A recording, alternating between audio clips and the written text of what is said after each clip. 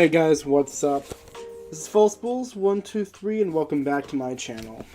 Now, if you guys aren't new, if you don't know, one of the things I love to do is have these Ode to Flash series. It's a series I did just this year because when the clock strikes 12 and it becomes midnight or just another day, Flash is officially going to be over. And so, one of the things I wanted to do this year in the last year of Flash was to essentially create a kind of archive or a memorial or a documentary or however you really want to kind of consider it, where I played some of the Flash games that really shaped my childhood, that were really important to me or just really high quality, and kind of share those with you guys. So tonight we're going to be playing two games. The first is Feed the King. It was created by Juicy Beast, which was a fairly popular developer at the time. I remember Juicy Beast being very popular very early on in sort of the Flash era. I remember this was around the time that Newgrounds was still really popular, where like a lot of other, I guess, developers were really popular. And so this is kind of one of my first introductions to Flash games in general. If I remember correctly, Feed the King was the actual game that I went to play on Congregate. That's how I started my Congregate account in the first place, was just to play this game. And so that kind of like, this game kind of started my love of Flash games in general. There were a few others that I really loved. Just thinking on the top of my head, Flight was a big one. The Paparia games was a big one.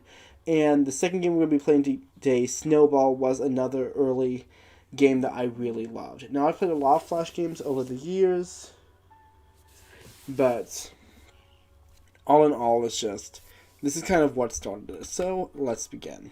One of the fun things about this game is, first of all, the simple, what I'm looking for. I guess the simple commands. It literally just uses the arrow keys, so that's very snazzy. But the main point of the entire game was that you just stack these cakes on top of each other to create a tower. Now, this is actually a very common game mechanic. I've seen it in many different games over the years. This was a popular style of mobile game back before, I guess, mobile games got a lot more complicated. And as you can see, I'm actually not quite bad at it. One of the things that makes this game so difficult is just the point of reaching higher and higher heights, and you have these bomb characters, as you notice here. Essentially, once you get later on into this series, you don't want to stack the garbage cakes. You actually get penalties for that.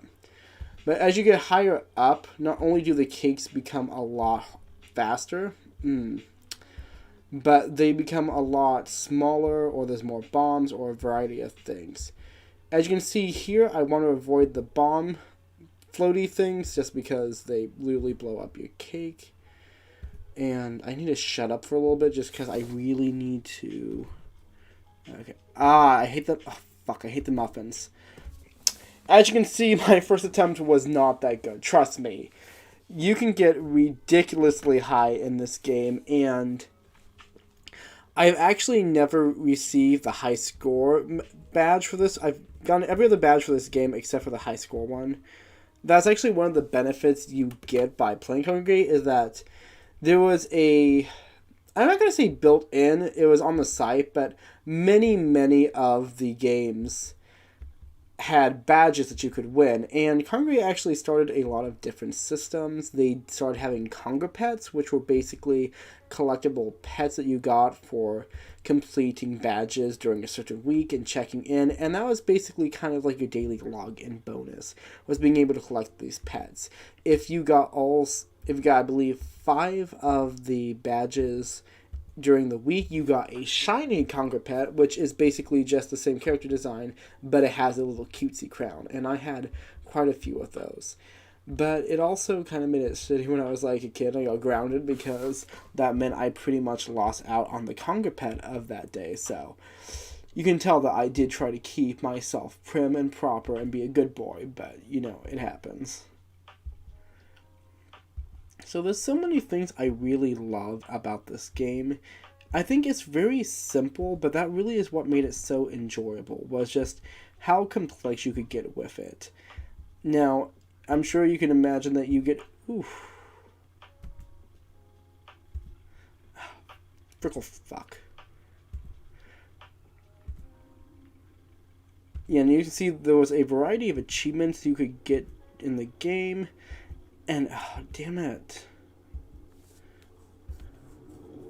So I had to concentrate here. Well, of course I'm accurate. You gave me a damn cupcake and then a single... Honestly. But there's just also the attention to details in this game. For instance, you'll notice that as I stack more cakes, the chef's arm and face becomes more red. And you get points for every single thing that you do during this time period. So, you stack cakes, you have points, you have accuracy points, you have, let's say, I think it was an edge bonus. If you place a cake right on the edge, you get a bonus. So let me see if I can... There we go, as you can see there. And so, it's actually really interesting because there are some parts of the level where if you aren't careful, you literally have to throw the cakes all the way across the screen to make sure that you don't blow up any bombs. Because you only get 3 lives. So if you drop a cake, or if you blow up on a bomb, that takes one of your lives. And you can buy, I believe, an additional life in the store. It just takes a while to actually build up to that. No, that's not it. You could get heart drops. I remember this now. And so that was actually kind of makes the gameplay levels go faster. And you can't memorize what the bombs are to plan for that because they're randomized. That's why you have to pay attention to, I guess, sort of the announcements. And I also believe you get a danger bonus if you place a cake dangerously close to a bomb. Oh, I hated that. Okay. And I hate that. And I hate that. And I...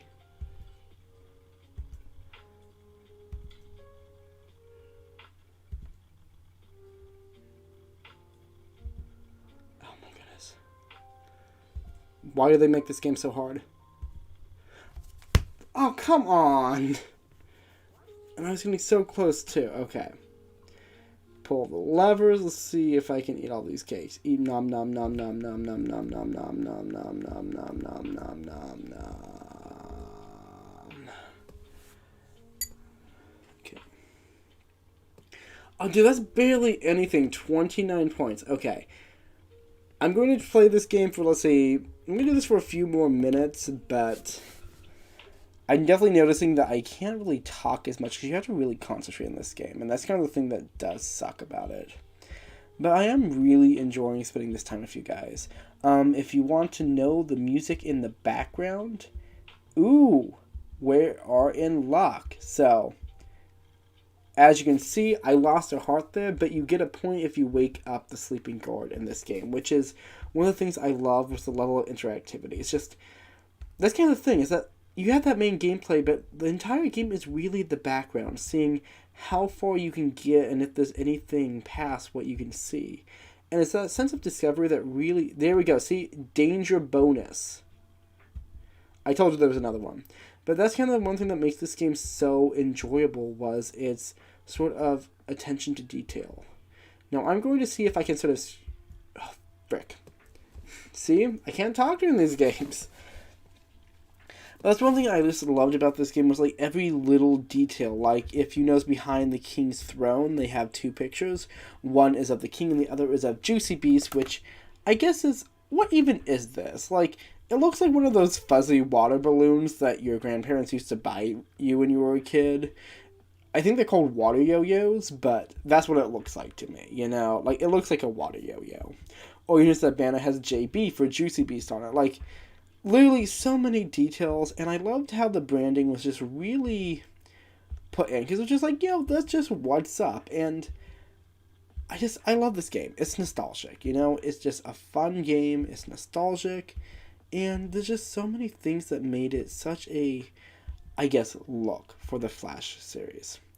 If I'm being honest, a lot of Flash games are really well crafted. They're not all arcade games like these. And I really wish that I could have shown you a much deeper level of, I guess, types of games.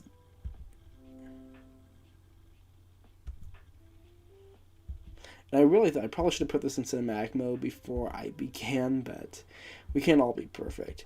I just finished one of my videos. It's going to come on my channel soon. It just depends when I have time to actually do it. And yeah, it's I'm not going to get too into it. Oh, fuck.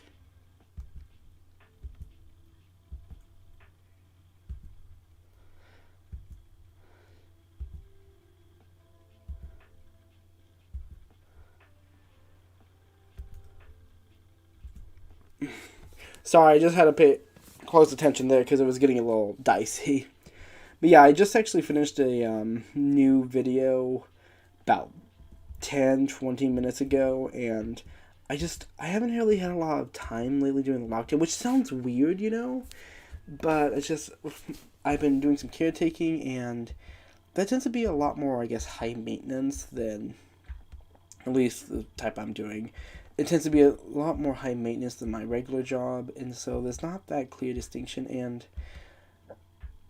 I guess I've just not have been as productive as I usually am. In my life, see, there we go. If you explode the case, you actually do get it. You can use the, give me a second. That's one of the benefits of the garbage case, is that you can use them to explode the bombs without penalty, which is really cool, actually. But yeah, it's just, with the way that the quarantine's been going, I really haven't been as productive as I want to be. And I know that I hold a lot of my, I guess, worth, or I guess, self-worth on whether or not I'm productive. And I try not to, it happens. So when I'm in these places where I don't feel like I'm achieving my goals, where I feel, I guess, kind of stuck in a situation, it definitely tends to drag down on my motivation. It definitely tends to drag down on my energy.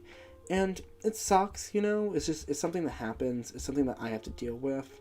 And you know, I'm happy that I'm in a lot better emotional place than I was when I started this channel, because when I first started this channel, I was coming out of a really bad depression.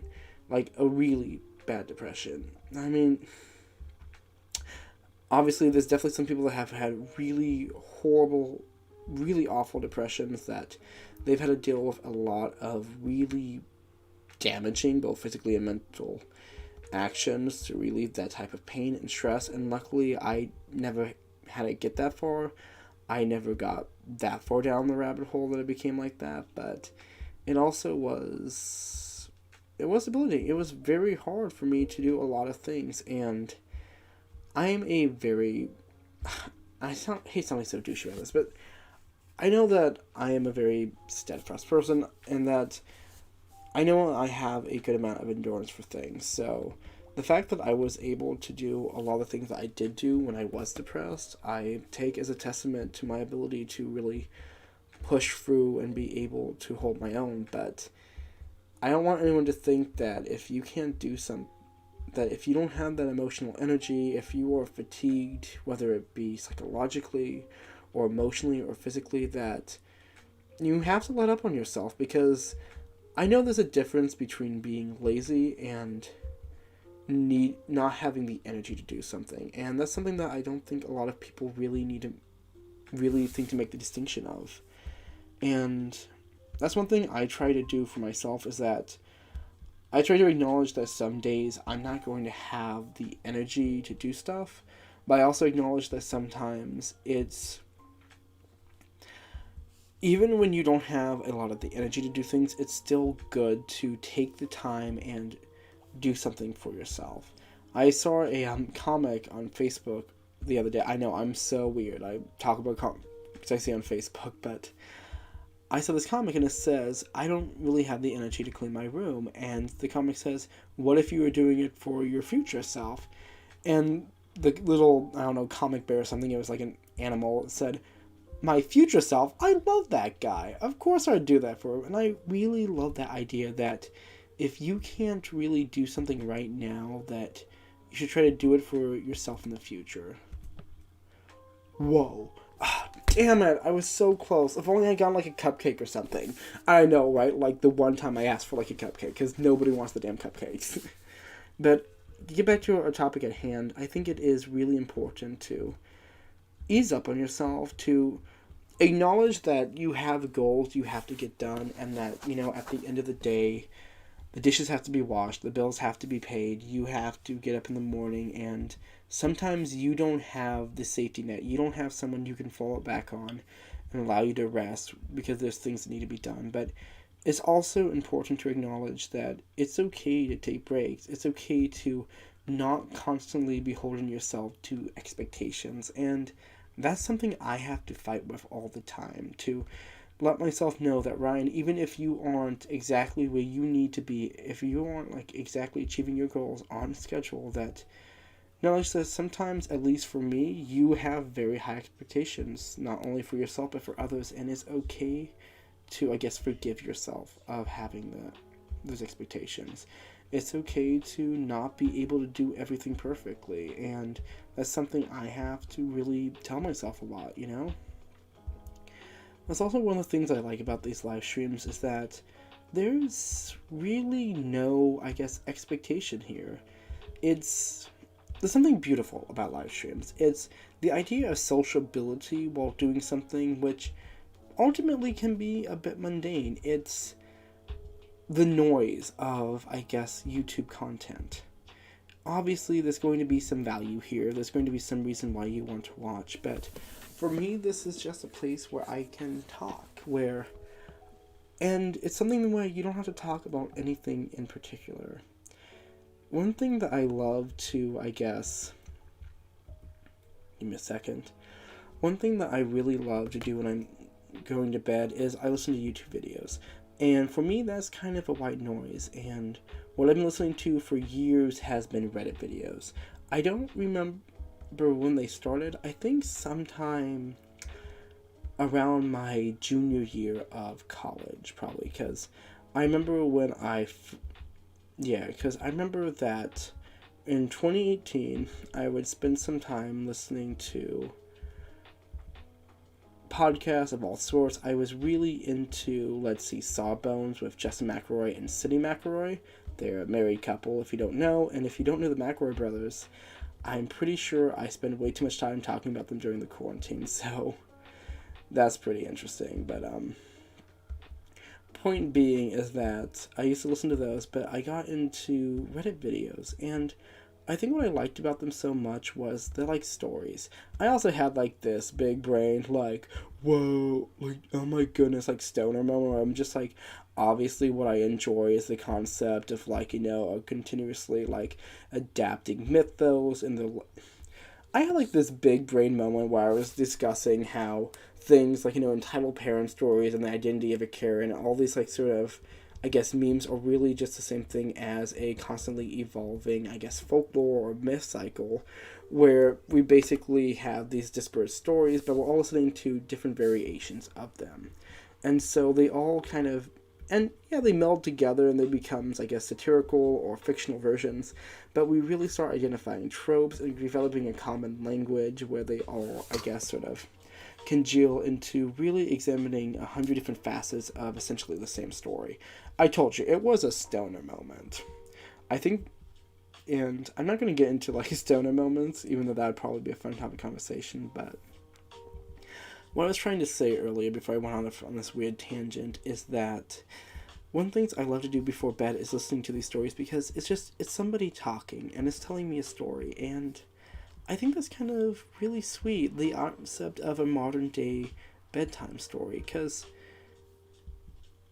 it's such a magical moment of one's childhood to sit down and have this very special bonding moment with your child, or I guess with whoever you're telling the story to. And it's something that is special. It's something that's short. It's this idea of somebody being with you, comforting you as you fall asleep. And when you wake up, and everyone, most of the time, unless, you didn't sleep well or you just got really drunk last night, usually wakes up feeling pretty good. And that's kind of the wonderful thing about sleep, is that it's a reset. It's a recharge of your existence. You can take all of the worries and concerns and problems that you've experienced in the last, well, idealistically, maybe 18 hours or 12, and you can put those away for 8 hours while your body recharges and you recharge. And it's a rejuvenation, it's a cycle. And I think one of the nice things about a bedtime story is that it's somebody holding your hand as you drift off into oblivion. And so I think that's why I like Reddit stories. For me, it's a version of white noise, but instead of, I guess, African South American rainforests and, I don't know, waves. I'm not sure what white noise machines are actually. It's just some soft sounding voice just reading me a story about neckbeards or entitled parents. And I think it's interesting how I kind of go through cycles. I remember reading this story. It was Weird Tales from some. I don't even remember what it was about. Basically, it was this children's book about a school, right? And the school was 30 stories tall because instead of making one floor with 30 rooms, they made 30 floors with one room. And so it's like this giant tower. But the kids loved it because they had like 3 times the playground. And I love the whimsy of that, even though I'm just, how would that tower be constructed? And it's also really terrible because the elevators don't work. But they really play into it. And it's a very whimsical book. But the reason why I mention it is that there is this one story, and there was several books in the series. I think there was 3 or 4 books, and actually an author insert, which was interesting. And basically, in one of the books, there is a student who loves ice cream, and every day she eats ice cream, and she starts off with chocolate until she gets bored of chocolate, and then she starts with vanilla, and then fudge ripple, and she goes through hundreds of flavors of chocolate. And I love the concept of just one person getting tired of a flavor after a while and trying something. And I think that's one of the things is why I don't listen to my favorite things all the time, is because I don't want to wear them out. But it is very much that concept. Oh, also one thing come on. One of the things I really love about... Sorry, I just lost my train of thought because of that dumb cupcake.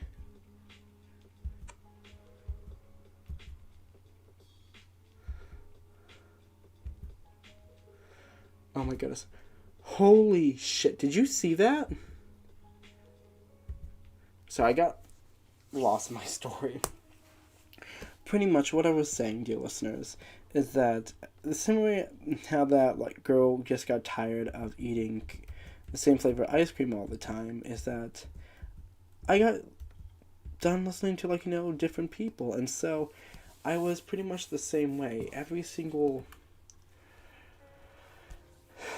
I would go through all of these different YouTubers. I listened to so many, and I think right now my main 2 Reddit readers that I listen to are probably Tim Tom Tam and let's see, Noble Xenon. Though I have been listening to Fresh a lot more recently, and that's kind of the thing, is that I've been a little bit burnt out on Reddit videos, just because after a while the content starts to blur together. And I noticed that in the same way that I'll switch between different Reddit videos, I often switch between a lot of different, I guess, content styles. And maybe I just need to kind of take a break from watching so much YouTube and watch other content. It's just, I feel like, and bear with me, guys, okay? So I'm just checking to see how our live stream is doing. Let's see, I have nobody in chat, and we've been filming for about 24 minutes, so that sounds pretty good. If you haven't been watching the screen, I'm starting a new game. This is SnowBall, and I'll get back into my conversation in a second, but let me tell you about SnowBall. So SnowBall is probably one of the, I'm going to have to see if I can Give me 1 second. I'm trying to see if there is a way to turn off the sound. So, and it doesn't appear it is, so hopefully that will not have that playing on your end. Because I don't want this to get I don't know, like copyright strike or whatever you want to call it, because of the background music, which can happen sometimes apparently. Like, that's what I read when I first started live streaming, that you aren't supposed to play, I guess, the game music for copyright reasons, but I don't know. You think somebody would, like, get on my ass for playing all this lo-fi, but no one ever does, so there's that. But as I was saying, one of the things that I really... Okay, yeah, I got back to my train of thought. Pretty much I'll listen to these different types of, I guess, Reddit videos, and I've binge watched so many people's content over, I guess, the years. I watch way too much YouTube in general. It really is a problem of mine, but I think right now a lot of the content I've been has been watching, has been a lot of, I guess, commentary channels. Now, I watch a lot of commentary channels in general, so that's not really saying much. I'm not going to get into all of the different channels at the top of the moment, but I've been watching a lot of sort of video essays, so think Lindsay Ellis, Rachel Oates, is it? I think Rachel Oates, though, I've put kind of a moratorium on her content at the moment because apparently she's been in some sort of controversy, and I don't have all the details about it, and until I really understand the situation, I don't know if I want to support it because of just the, I guess, details involved. I really have to do more research on that and whether or not I am supporting, I guess, her content at the moment. And once I have a better grasp of the situation and I know whether or not it's been blown out of proportion, whether I know the context of it, I can, like, definitely say how I stand on the matter. But until then, I'm just going to stay neutral and not support, I guess, the parties involved. You understand what I'm saying. But people like Lindsay Ellis, I've been watching a few H-Bomber Guy videos, and I've been watching a lot of stuff like that. And that's actually kind of one of the cool things, is that I watched this video called Two Professional Writers, examine Lily Orchard's writing tips. And I didn't know who Lily Orchard was. Apparently she is a animation, I guess, video essayist who discusses a lot of things, and she got big in the My Little Pony fandom, which is interesting. I don't really pay attention to My Little Pony. I'm not a brony. I have, a few friends who are into the fandom, and I don't blame them. I'm sure that there is a lot of quality, themes and stuff in the cartoons, and I definitely like a few cartoons myself that could be seen as childish or girly, so I'm not particularly, judgmental about that type of thing. I have definitely some cartoons that I love, and I'm obsessed with the fandom, but I might be a bit embarrassed to, show people who aren't fandom, so. But, yeah, I was watching, Two Professional Writers, and the tips are a bit terrible. What I especially took ire with was this concept of the belief that, I guess, LGBT characters shouldn't be represented through, I guess, give me a second, that it is not okay or it is somehow wrong to depict a LGBT character for the use of allegory. And I really do not like that. I think it pays a lot of disrespect for the way that queer representation has been included in the form and, the history of it. Because for the vast majority, at least in the United States, though, I tend to see that even though the United States has been somewhat progressive in the past, not without the fight of many people and their struggles, but moving on. One thing that I've definitely noticed is that a lot of the time, what am I trying to say? Just rolling that thought back a second. For the majority of American history, especially, I guess, media or cultural history, however you want to phrase it, there has been a lack of depiction of LGBT characters. Now, in the 1920s and 30s, there definitely was a bit more depiction of LGBT characters. There was at least the implication that they existed and that they were in media. And so you actually see with like a lot of crime noir stories, LGBT characters, oftentimes they were seen as the villains, but they were there. And even though it is perhaps not the most enjoyable representation, it does exist. And so that was one thing that I thought was actually really fascinating, because I just did not expect to see any LGBT characters, especially in such a highly masculine, I guess, genre as hard-boiled detective fiction. And that sounds insulting, but there's definitely the equation with these hyper-masculine genres and, I guess, heteronormativity. And I'm not saying that that is the right assumption to make. I'm just saying that I don't usually expect to see those types of stories, especially by presumably straight and, unfortunately due to the time, homophobic writers. Not that just because somebody lives in a certain time period or location means that they necessarily have societal bigotry, but the implication is there. But what I was trying to say with the Lily Orchard thing is that I think it's definitely disrespectful to say that there is forms of, I guess, representation or allegory about, I guess, marginalized groups that can't be done, especially when so much of LGBT representation in American history has been done through the focus of queer coding or other similar characters. And yes, obviously in today's world, I would not want to accept a queer coded character.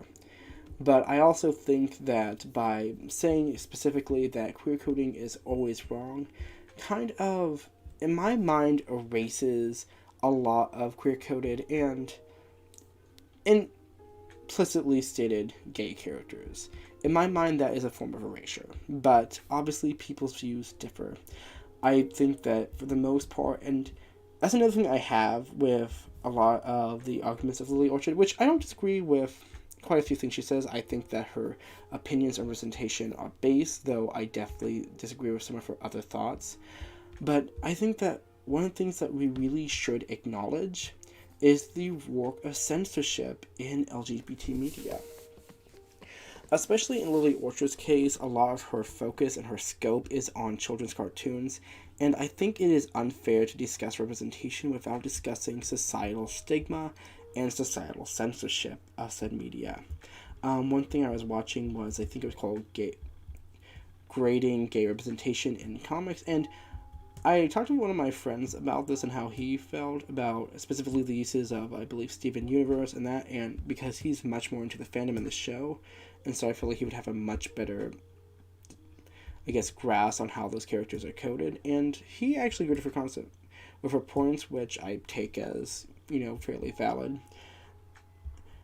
But one issue I did have was the specific usage of discussing a lesbian character in a, what was it? I don't remember the exact name. I think it was called 13 or 14. It was this teenage animated show that was on the Cartoon Network channel. And so one thing I definitely thought that needed to be a very specific discussion was that in that case, in that very specific one, that show was specifically geared towards teenagers and was specifically shown during the teenage cartoon block of Cartoon Network. That was the cartoon block that also had shows like Total Drama Island, which were very much centered around a young adult audience. They were not middle grade like a lot of other cartoons at that time period. And that was the era that I was watching cartoons on television, so I fairly remember like a lot of the lineup of Cartoon Network at the time. And so the show was definitely centered around teenagers. It was literally about a bunch of teenagers who worked at a mall, hung out at a mall. I remember being set at a mall, but maybe they had like a life or school or something. But the point of the matter is that it's a bit unfair to compare representation on how, and especially how, queer characters are shown in a teenage show that is deliberately directed at teenagers, set at a time where most children would not necessarily be watching, and comparing that to a middle grade show which is aimed at young children. And I'm not saying that middle grade children are unable to process LGBT characters or don't want that representation, not at all. What I am saying, however, is that there is a much higher amount of, I'm not sure how to describe it, I guess, watchdogism. The idea that there are pearl clutchers who go around intending to censor children's shows because of their strict beliefs in what they think children should be able to watch. Essentially, it's the same idea as the Hays Code. While that might be a bit extreme of a view, but it's shown time and time again that a lot of more watchdog groups like 1 Million Moms or anything similar deliberately uses their platform to try to create LGBT erasure, whether it be in commercials or in TV shows. And there is so much controversy over any LGBT representation in mainstream children's media. Remember the controversy that we had over there being a gay character in the Beauty and Beast live action, which I actually should mention that is a prime example of queer catching, and this isn't like one of my regular videos, but so I'm now going to put a link to a really great article or video essay on the topic, but I can't remember the name of it, but there is a really fantastic... Ooh, I got the multi-ball.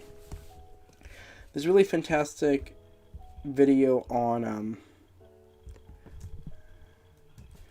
YouTube that discusses the history of queer coding in media, and specifically the idea of queer catching, which is essentially the promise of queer characters, but an underrepresentation of said queer characters, as a way of drawing in the gay audience. Well, queer audience, rather, let's be inclusive. But, and that would be separated from the idea of queer baiting, as it would be a confirmed LGBT character, but the representation would be incredibly meager or underrepresented, almost to the point of it literally being a blink and you miss it thing. And the idea of the Beauty and the Beast remake, or live action, whatever you want to call it, the character was literally, it was incredibly incidental, to say the least. And so that's the thing that I really want to point out, is that for a lot of media, you don't have the same, I guess, there's a lot more societal backlash to including queer characters and LGBT characters, though it's redundant, but you know what I mean, in children's media, in middle grade or children-centric cartoons, than it is to include it in a young adult novel or a young adult media, or to include it in adult works. And I think that is really messed up, if we're being honest. I think there are plenty of young queer children who want to be able to see themselves in those types of situations, even if they are not at an age in which they are romantically interested. I'm sure. Because I know that even at a young... Sorry, I lost my train of thought. And I also think that it is important to acknowledge, especially considering that the people we're discussing are both, well, just as one person, I guess, that the people that likely largely that we're discussing are adults who participate in these fandoms. I'm an adult and I participate in several cartoon fandoms. And so it's important to acknowledge that one of the things that makes cartoons today is that they are universal, that people of many age groups watch them. And so even with middle grade things like, let's see, what are some of my favorites? Gravity Falls, for instance. Or, let's see, I was never really a big fan of Steven Universe, but things like Gravity Falls or any of the other cartoons that I enjoy watching, like Miraculous Ladybug, they are obviously set for a middle grade or preteen audience, but they are also made so that they could be universal, just like Pixar or Disney films are. There's the implication that many people will watch things for a variety of reasons, even if the subject matter is ultimately lit, or at least surface level, aimed at a younger audience. And so I think it's important, but the thing is that these things have a much stricter, I guess, vigilantism against them than other forms of media. And I feel like I'm belaboring this point, but the main issue is that there's always going to be some Karen clutching her pearls and saying, oh no, the gays. And there's always going to provide a much bigger backlash than it will in other shows. And by saying that queer coding is never okay is... I can say on one level it is true that if you're going to write queer representation, that you should do it deliberately and not do it in a way that is so incidental that it is non-visible. That being said, I think that there are several, especially given that the idea of having visible LGBT representation is entirely ethnocentric, there are many countries and many places where it is illegal to depict LGBT characters or to be LGBT. And so I think it is very important to consider that the idea that we can have on-screen visible representation to be very much a privilege of the work that gay and that queer activists have done in this country, but I think it's also important to acknowledge that for many people, especially people who are not particularly out about their sexuality or gender identity, that having queer-coded characters are a way of being able to have that representation without necessarily dealing with the backlash. Think about it this way. S.E. Hinton is a woman, and she wrote The Outsiders, which is a phenomenal coming-of-age story about, essentially, I guess, classism and poverty. But even though it is such a really iconic book, even though it is so well written and is taught in schools, at least it was taught in my school, she had to hide her name by obfuscating it. She specifically did it in a way that would make it sound like she was a male, or at least it was the assumption that she was a male author, to avoid the bigotry of, not the bigotry, specifically to avoid sexism. The same thing, J.K. Rowling did the same thing, though I would like to mention that J.K. is a TERF, and we do not accept her in this house. But that's just my thing. I'm not going to judge you if you buy Harry Potter. I'm just saying that she does not support our trans sisters and brothers, and that's not okay. I'm cis, I don't know why I need to specify that, but I just didn't want to give off the implication. I didn't want to have anyone make the wrong assumption. Not because I'd have an issue with that, but because I don't want to, I don't want to give off the implication that I'm assuming any identity that I'm not. But, so that just got to a weird place. It's semantics, you won't understand what I mean. But, basically, J.K. Rowling's a TERF. I don't stand her. She's trash. But point being is that many female authors felt the need to either use a pen name or use a ghostwriter or use some other form of method to hide the fact that they were a woman, to essentially allow their work to be heard. And in the same way, queer-coded writers who use queer coding, I want to specify that queer writers who use queer coding, or queer characters in general, are a way of having representation in a world that might not accept them or stigmatize them for said representation. And that's not to say that I don't want to see central gay narratives, that I don't want to see incidental queer narratives, that I don't want to see more representation in general, because that is not the case. I think that it is really important that we have these relationships in cartoons. I think it's really important that we have these relationships in books, in major TV shows, and movies. And I really hope they make Star-Lord bisexual in the next Guardians of the Galaxy movie, because that's super cool, and I am down for that.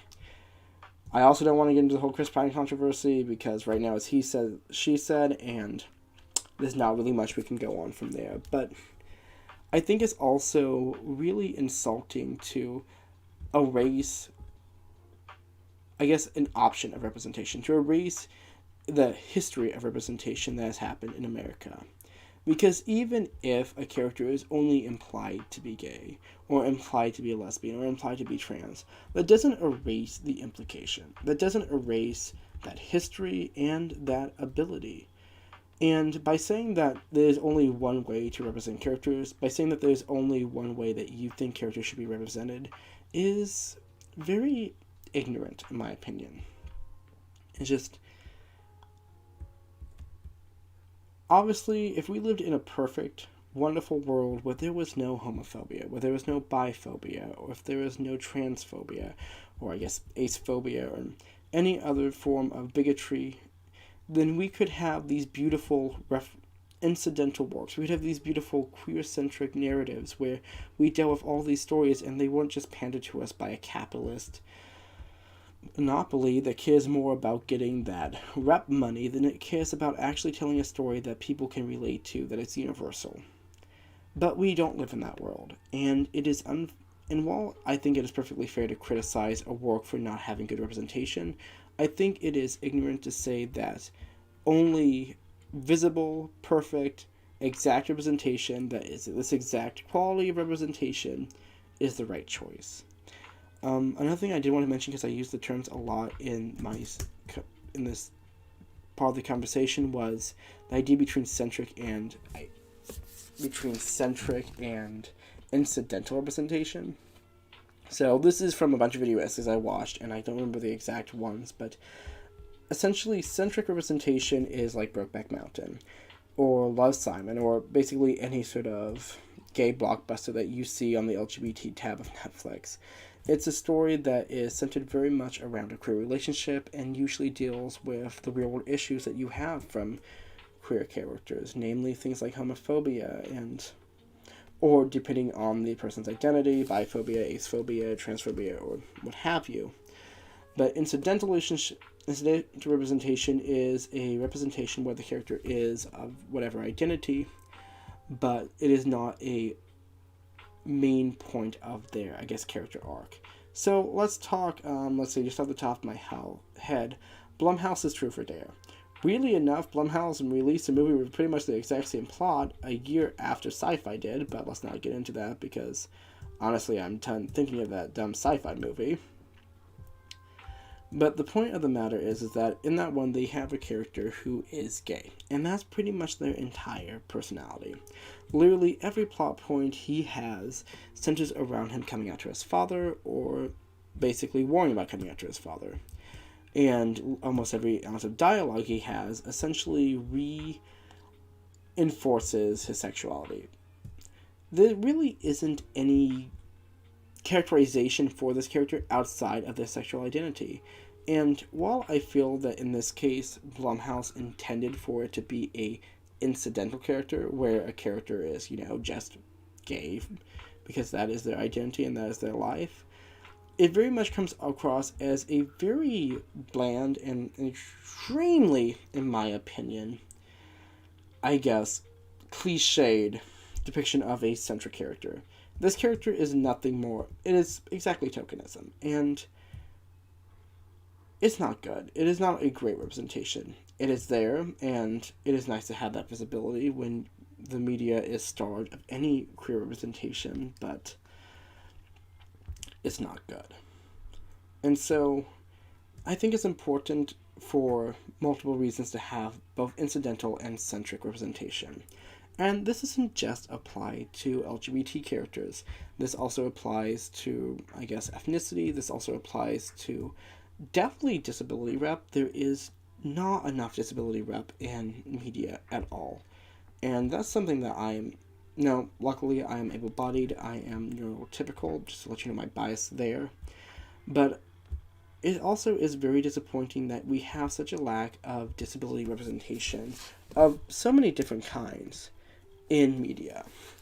And something I do as a media reviewer is I do try to pay attention when a story does include that representation. And I try to make sure that I understand, the struggles of identities like that as best as I can. That I understand the struggles that people go through so that I can accurately see if that is something that people could use. And obviously, I can't speak for all identities. I can't speak for most identities, but I want to make sure that if there is a piece of media out there that is trying its absolute hardest to include and represent people, that I can shout that out, that I can say, hey, these people did a really good job at trying to explain this person's experience.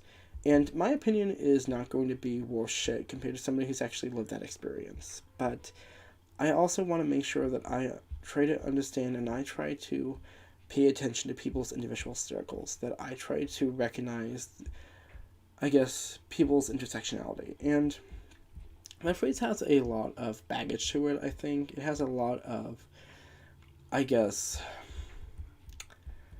negativity attributed to it, and I think it's really dumb, because I just think that, for me, when I first heard the phrase intersectionality, I got a really terrible first impression of it. And all it really means is that people have a lot of different things that make up their identity. They get pre-rolled a bunch of different classes and features, if you will. And all intersectionality really means is that there are going to be parts of your life that make it easy for you, whether it's your race or your gender or your sexuality or your ability to, physically see, or really so many different things. And This goes into like all those like liberal things. I know I'm such a leftist, whatever. Where people talk about like, their privilege or their oppression or whatever really have you. And all really intersectionality means is that we have to recognize that life is different for everyone. And people are going to have unique experiences that don't tie into your worldview. And it's important to recognize that people have these experiences so that you can better relate to them. And you can also understand that there are some instances where you don't have to deal with an issue. And I think something that is really visible and really understandable if we're talking about the idea of people having unique experiences is to take physical disabilities or mental disabilities, or a disability of any kind. I'm going to talk about my mom for a little bit, if that's okay. So my mom, she is a stroke survivor. And obviously because of that medical condition, she has a lot of physical and emotional handicaps that she has to deal with on a day-to-day basis. And one thing that I try to do to advocate for my mom to help her is really try to make sure that there are instances where she has accessibility. And obviously if somebody has some form of handicap or disability where they have a limited of motor function like that, it's going to be very clear how to help with that situation. Well, I don't want to say it's going to be very clear, but it is a lot clearer on how to help with that situation than it would be for somebody dealing with sexism or homophobia or racism. But all intersectionality really means is to recognize that people have specific challenges in life, and that those challenges are either conflated or in some ways mitigated by other parts of their lives. It's really just a long-form way of really taking stock and understanding that you can't always be in another person's shoes, but you need to try to understand where they're coming from. And when they talk about a subject that is integral and is central to their lives, that they are seeing it from a very different perspective than you are. And I think that's something that a lot of people should really take away from. And I guess this kind of got political, or I don't think it should be political, but I remember reading a post once that said that one of the issues with today's politics is that for most people, the issues we discuss aren't really political in the same way they were, I guess, a lot of years ago. For a lot of people, the politics we discuss are really rooted in our morals and the way we see the world. And it's like... And so for a lot of people, it's not such a discussion of, oh, should we privatize schools, or should we get into wars and stuff, and is that a good or a bad thing? It's more like, should certain groups of people be allowed rights? And for me, I'm an egalitarian. I will always be an egalitarian. I think that religiously, that's pretty cut and dried, but obviously people are irreligious, people have different religions, but that's not the point. But in general, it's just, for me, I'm always going to try to create an egalitarian society. I'm always going to support an endeavor where everyone has what they need to live their best lives and have the best life. To have the life where that, the people that are living pretty good are getting. And I don't think everyone's going to be rich. I don't think everyone is going to have a beautiful life and that there's not going to be any problems, because that's not realistic. But I know that there are so many injustices in life and so many horrible ways that people treat people. And I think it's important to really acknowledge everyone's individual struggles. But to circle back, I'm trying to think if there was anything else I really wanted to talk about on the Lily Orchard subject, and I don't think there is. I think I pretty much covered all of my thoughts on that matter in my in my sort of long ramble about incidental representation, but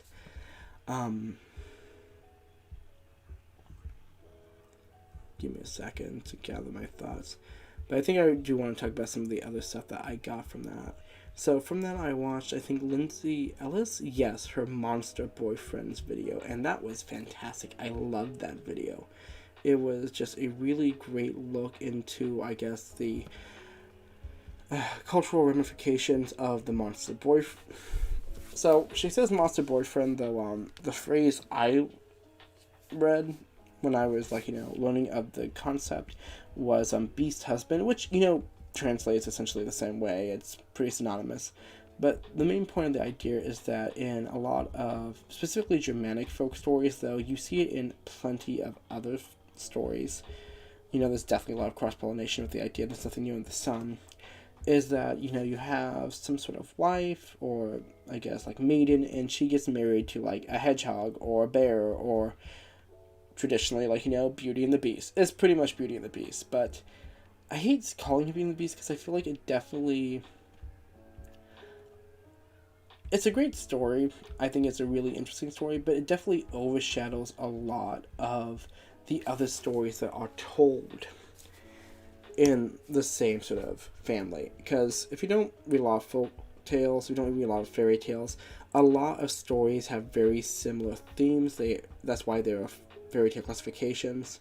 And so, when you're talking about folk tales, fairy tales, it's not really, I guess... What am I trying to say?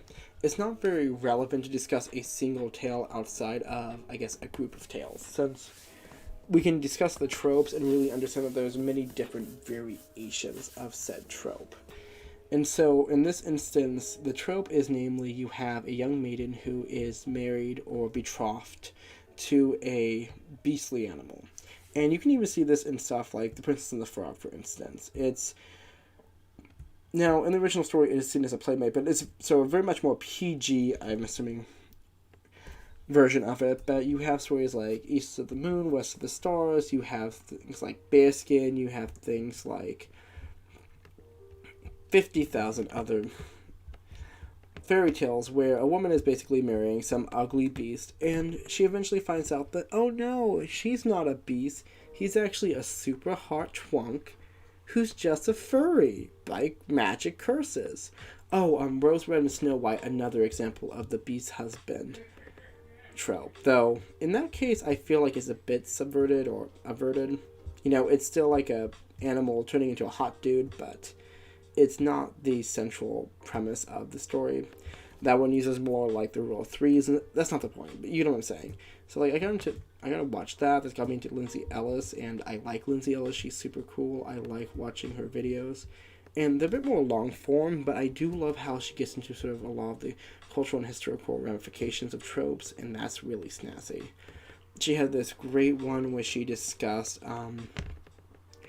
I guess, the ethics of satirization, whether in, what power there is to it, and also what, I guess, pain it has to it, like what issues you can get from satirization, specifically through the realm from the producer. She also did a great video essay discussing what made Titanic so great, and I thought that was really fascinating. I've never seen Titanic, but I recognize it as a cultural touchstone. It is a very important piece of pop culture, and one of these days I would love to see Titanic, mostly just because I haven't seen a good Leonardo DiCaprio movie yet, and I want to see what the hype is. I feel the same way about Kevin Bacon. I hear he's a great actor. I just have only ever seen his, super shitty movies, so real talk. But, I also got into H. Bomber Guy. He did this really great, discussion of Lovecraft, and it was actually queer-centric, which I was not expecting, and I really loved hearing his thoughts on it. I don't watch a lot of his videos, though I do remember watching the entirety of Sherlock Sucks and Here's Why. Oh, Sherlock is trash and Here's Why. There's another Lily Orchard reference for you there. I'm not going to get into it if you don't get why that's a reference. Anyway, but, so I gotta, discover those two. Another cool thing I got from that, 2-hour long video where these two writers were, basically discussing Lily Orchard's writing tips, which it's a really interesting video, so you should definitely check that out. I might post this in the description, but I'm probably not going to. It's called Two Professional Writers Review or React to Lily Orchard's Writing Tips, so you should be able to find it. But one of the cool things is that I found out that those two writers actually wrote or at least from the production team, or they partially wrote. I believe they were the writers for it. A podcast called Less is More, which is like my new favorite thing. So Less and More follows a ghost and a ghoul, and they have like a basement podcast that they do every week, and it's great. It's essentially an audio drama set in the format of a interview podcast, which is really fun. And I basically like to think of it as King Falls AM, but if it was like, I don't know, just like too whack. It's essentially a much more, I guess, jovial kind of... It's hard to describe it. The best way I can describe it is definitely in the same vein as King Falls AM or Night Vale, where you have these sort of humorous, this sort of like satirical horror comedy, and it's very on the nose and it's very cheeky, but the way they do it is very much more comedic. I feel both King Falls and Night Vale, they're definitely comedies, they're definitely horror comedies, but they are also much more grounded, and I feel that Less is More is definitely more tongue-in-cheek about it. They're definitely more kind of just having fun and dealing with their lives. And it's a great podcast. I really love listening to it. One thing I really love about it is the use of LGBT representation. You have a transgender, non-binary character. You have a lesbian character. And it is incidental in that sense that it is not the only thing defining its relationship. Is not what this podcast is centered around, but it is really fantastic representation, and it's definitely the type of LGBT representation that I like to see, especially in podcasts. And I'm kind of sad because I got into it after I published my diversity award article on my blog. If you don't know, this year I wrote a very long article which discussed all of the great representation that I got to see in media, and that's one thing I'm really happy about, is that the last couple years we've been seeing a lot more emphasis on representation. One thing I'd like to talk about is, obviously, this year we just wrapped up the last season of Sense8, which was very, very much centered around intersectionality and multiculturalism. You have a very diverse cast with both a gay and trans character, which are also, actually, I believe another one of the characters is also LGBT. I believe one of the characters is bi, but I don't believe that is introduced to you in like the first episode, so I'm not going to get into that. I have heard that there's more than just those two characters, though, that are LGBT. Obviously, Naomi Watts' character has a girlfriend played by... Why can I not remember her name? Is played by the girl who did Marsha in Doctor Who, but... So obviously there's more representation than that, but... Basically, stuff like Sense8 has come out, which is just... It's fantastic. I loved everything about it. I also really loved how they discussed back on intersectionality again. I really enjoyed how for... I can't remember his name of his character, but I think Hector, maybe? Essentially, in Sense8, there is one of the characters, one of the Sensates, is a gay Mexican actor. And I really appreciate how, in that story, they discuss things like machismo and how homosexuality is really viewed in Mexican culture, and how that affects his life, both like how that actually affects his life, like, you know, on a base level, how he could lose out on his career if he was outed. And so I really appreciated how things like that, you had those characters, and it was very much tied into who he was, because that was who he was, like, you know, as part of his life. But you also had, and so it was central, but it's also, I don't know, it's like, for me, it is obviously a central representation, but there's also that implication that there's no, I guess, spectacle to it. That it's just what he is dealing with in his life, and all the other characters have other parts of their lives that they're dealing with, and so it's just, I don't know, it was a really great show. I loved it. It was just, I need to watch more of it, but that was like, really great. I watched, I'm trying to think of other shows that were just really great on the representation scene. Let's see.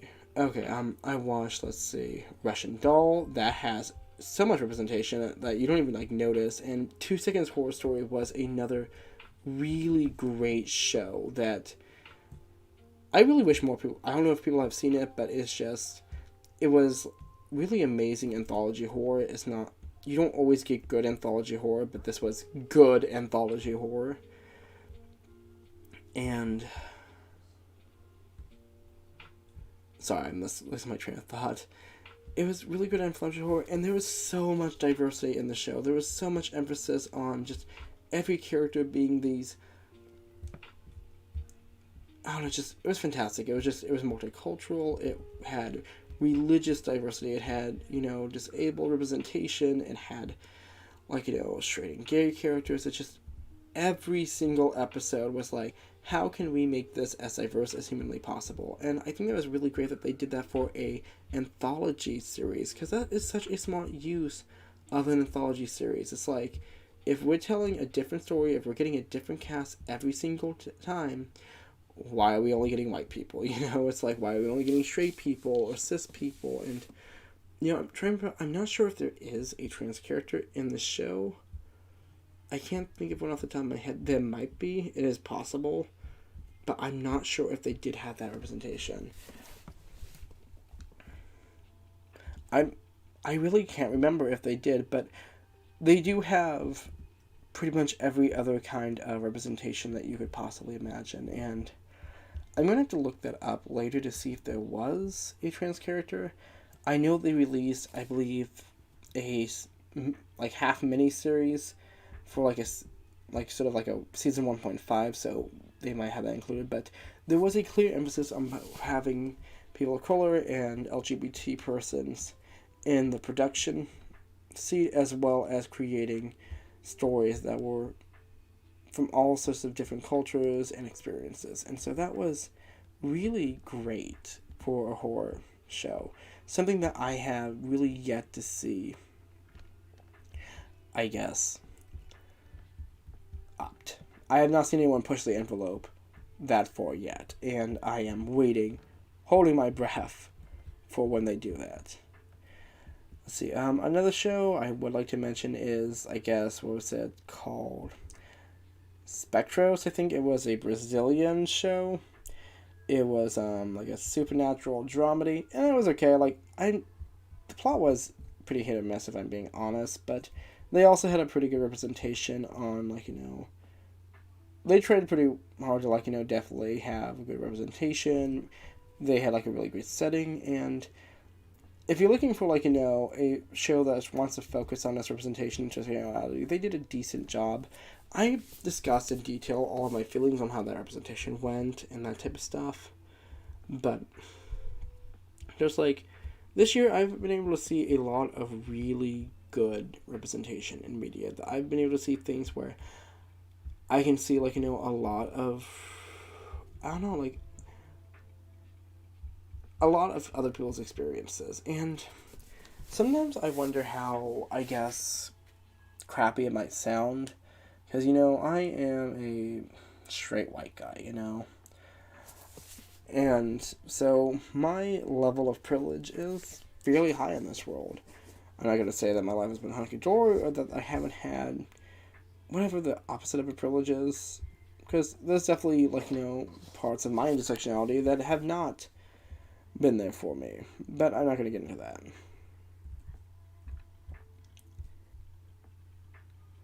But, so it's sometimes I wonder whether or not, I guess, how performative me being happy about this representation is, because I am happy to see it. I'm happy to see it, and that is what I want to see in media, but at the same time, I guess, in essence, the idea of representation isn't necessarily mine to claim or mine. I don't think it's not mine to enjoy. I think we should all be able to enjoy other people's perspectives, but the point of having representation isn't necessarily for someone who has my identity who looks like me. It's for somebody who's trying to see themselves in the screen. And so I'm definitely happy that people have that representation, because in essence, I have a lot of friends. I have, in some cases, family members who, I guess, yeah, I do have a lot of friends who are marginalized in one way or another, and I want them to be able to have the same, I guess, level of privilege that I do, in the amount of privileges that I have. And so that's something that I definitely advocate for, is representation in media. That's something that I definitely strive for in my own works. I don't produce a lot of, I guess, fiction, but whenever I write a story, I do try to think about how I can include diversity organically, how I can include characters who they can be seen. And that's kind of the thing, is that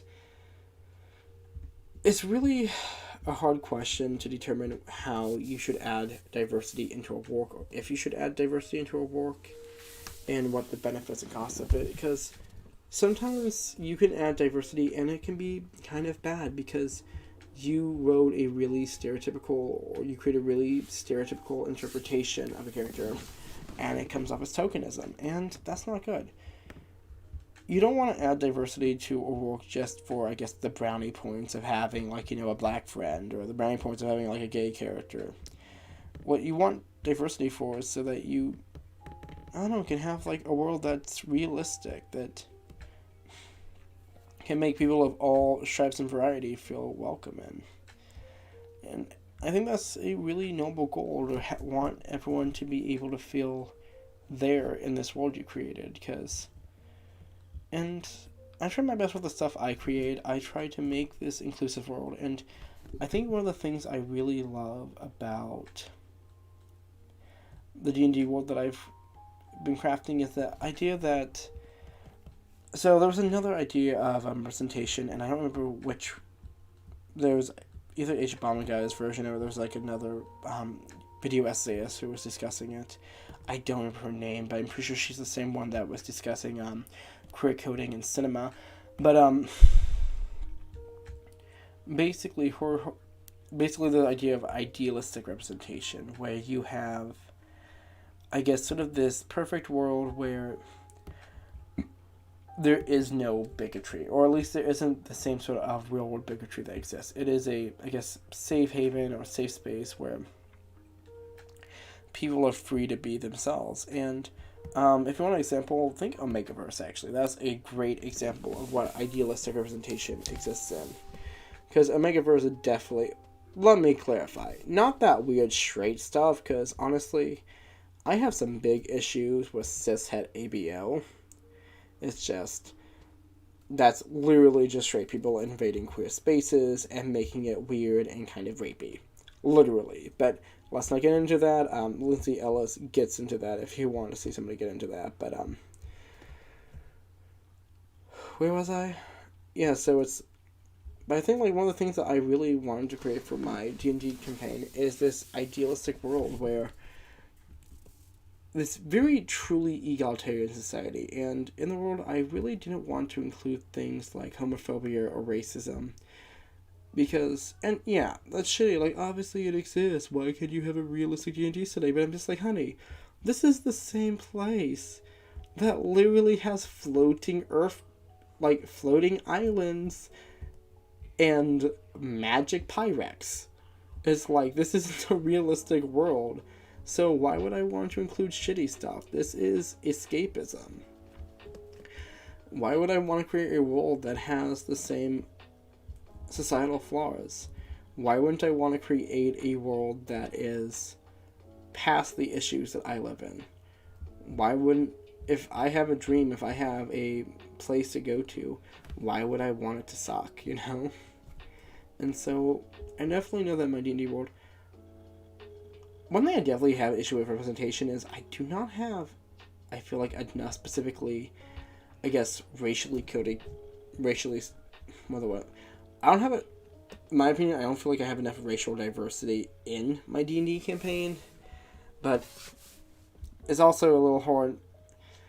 But then that, like, you know, since it's a fantasy setting, there's a lot of questions there. Since a vast majority of the characters in D&D are not human, most of my characters are probably going to be human, but, you know, I want to make sure that I, like, add a steady dose of, like, you know, dwarves and elves and tieflings and whatever.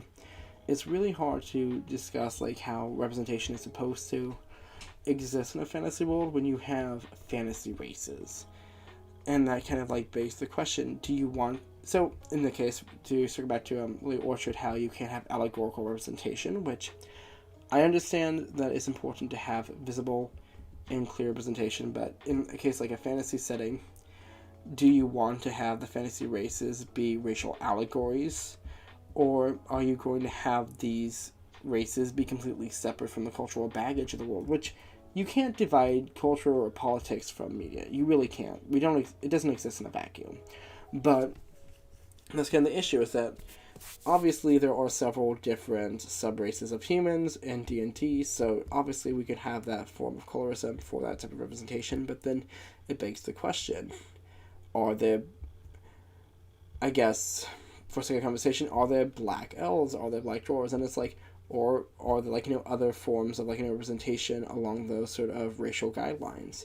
Or do dwarves or elves or orcs or what have you have, like, different sub-races as well? Like, is the idea of race also separated? And so it's like, do you make a complex set of, I guess, of fantasy ethnicities that have specific cultural baggage? And at that point, it's really hard to know what is allegory, what is, I guess, constructed fiction, and how you're supposed to tackle those options. Because I'm probably not going to cover a lot of topics like ethnicity and race in my fantasy setting. I definitely have a few storylines that might have centered around, like, you know, I guess, centric representation. Let's go with that. But at the same time, it's something I assume is there. It's something that I definitely want to show, but it's hard to know how to incorporate things like something as complex as racial and ethnic diversity into a fantasy setting, where you don't necessarily have clear indications of how race would affect a fantasy world. And that's not to say, if you're writing a fantasy story that is mostly humans, that you shouldn't have any black people in medieval times. Come on, people. The Moors existed. You know what else existed? Africans. Like, literally, like, there's no excuse not to... I can understand if it's for a very specific setting not to have, I guess, characters. But at the same time, it's important to not use a setting or a time period or a genre as an excuse to not try to diversify your cast. Because there's no reason why you can't tell stories set in a specific time period or set in a specific genre. And I'm not going to get too deep into it, because adding diversity into your work, and whether you should add diversity to your work, and how to add diversity into your work if you're not writing contemporary fiction, is a really complex and conversation. But point is that in my fantasy story, that's something that I have to work on, and that's something that I want to definitely try to have better representation for. But for me, I do try to diversify my work. I try to have the best stories I can, where I have I don't want to talk about the state of the table because there's a whole bunch of implications of that word, but I want to write a story that everyone can see themselves in. And I want to create works where everyone is welcome, and I worry a lot of times. I don't know. That's just some stuff I've been thinking about on the matter, and I get that not everyone's going to share my views, not everyone's going to share my opinions, and that's okay. If you are going to talk about this in the comments, please be respectful and all that, because that's just, you know. It's crazy. And, yeah. Just, I don't know, I think about that stuff a lot, you know. It's something that's really important to me, both morally and politically and whatever. And, yeah. I don't really have anything else to talk about besides that. Ooh, yes. One thing I've been wanting to do is try...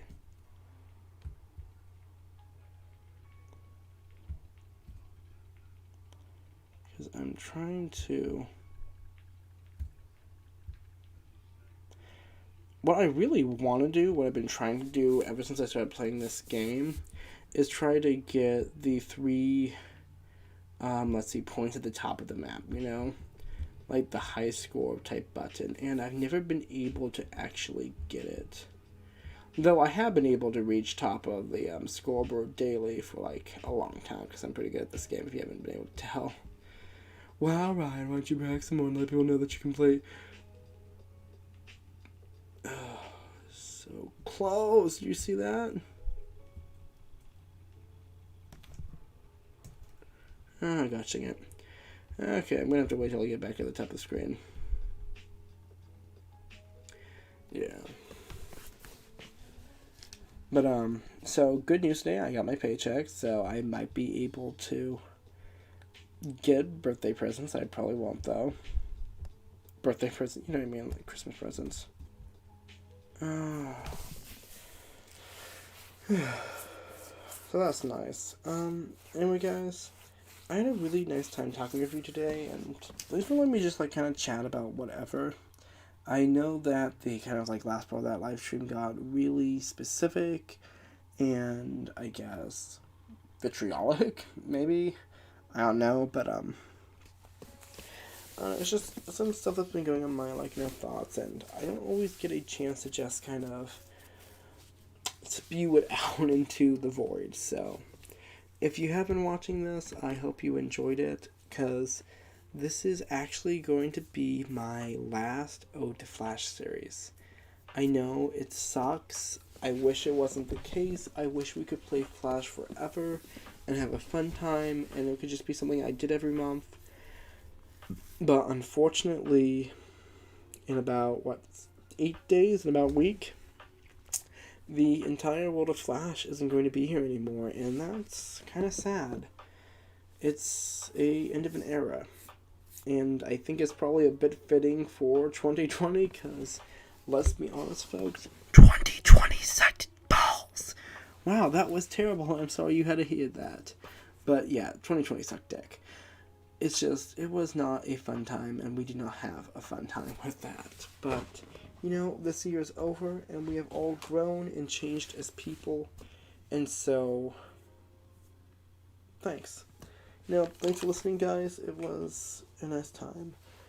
I'm not sure, what's going to be happening in the new year with my channel. I'm going to definitely release more content. I'm going to try, but at the same time, I really wonder if I've created a burden for myself. If I've created this giant amount of work that I can't upkeep. And I'm going to keep doing it, obviously. I still enjoy making content. I still enjoy creating content, but I'm also not going to hold myself to this giant standard. Like I was talking at the beginning of my live stream, I want this to be something I do as a hobby. I want this to be something I do to enjoy myself, to grow. And if I keep doing this like it is this big, over-my-head job, I'm going to be unhappy. I'm going to be stressed and burnt out. And this is just going to be something that I do. And if it takes me 5 months to release a video, it's going to take me 5 months to release a video, and that's okay. So anyway, guys, thanks for watching. I hope you enjoyed my Ode to Flash Part 12. It is getting late, and I have so much stuff to do tomorrow, because literally tomorrow is Christmas Eve, and the day after that is Christmas, and life is a pain, and stressful, and horrible, and terrible. But I love each and every one of you, my one concurrent viewer, which may or may not have been myself, so yeah. Thanks for watching. Just have a good night now, okay?